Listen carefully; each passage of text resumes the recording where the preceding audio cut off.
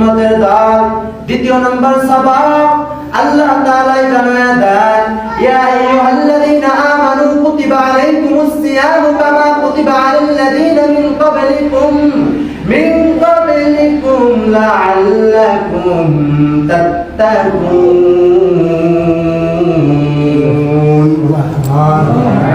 হে নবীর উম্মতের দল, আল্লাহ বলেন, ইমানদার তোমাদের জন্য রমজানের রোজা ফরজ করেছে, যেমন পূর্ববর্তীদের জন্য ফরজ করেছিলাম।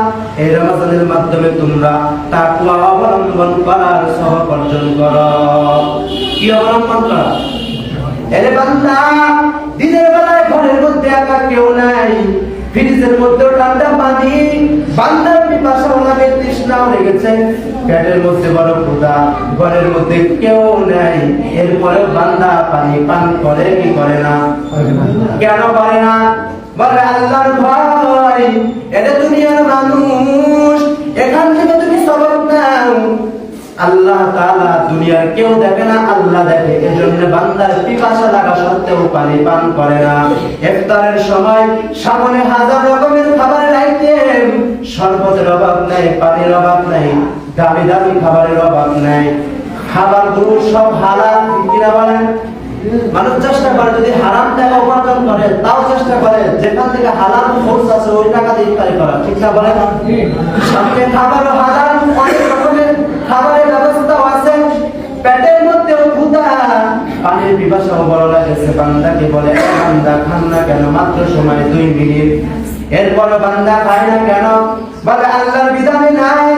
আল্লাহ রাব্বুল আলামিন ফেরেশতাদেরকে ডেকে বলেন, হে ফেরেশতারা, আমার বান্দাগুলোর সামনে এত খাবার, আমার বান্দাগুলোর সামনে এত শরবত, আমার বান্দাগুলোর সামনে এত হালাল হালাল খাবারের ব্যবস্থা, এরপর আমার বান্দা বান্দি কেন খায় না?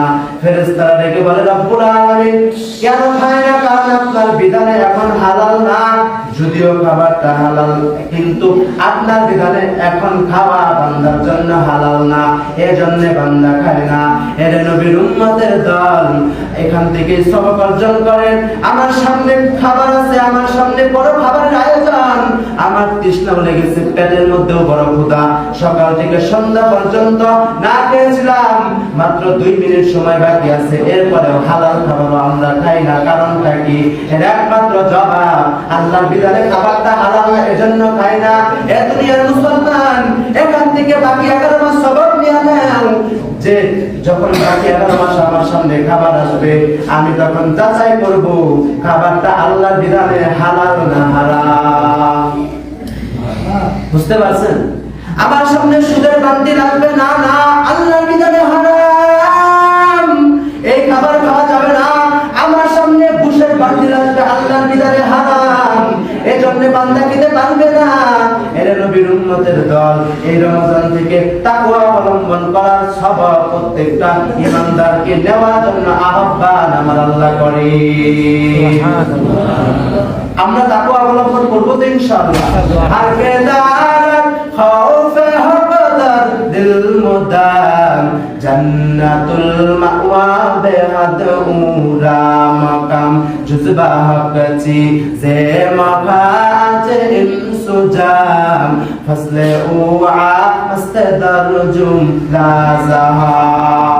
আল্লাহ নবী বলেন, যারা তাকওয়া অবলম্বন করে জীবন যাপন করবে, রমজান থেকে যারা তাকওয়া অবলম্বন করে জীবন যাপন করার চেষ্টা করতেছ, তারা রমজান থেকে সবক নিয়ে নাও, আর রমজান থেকে তাকওয়া অবলম্বন করে সারা জীবন চালাও।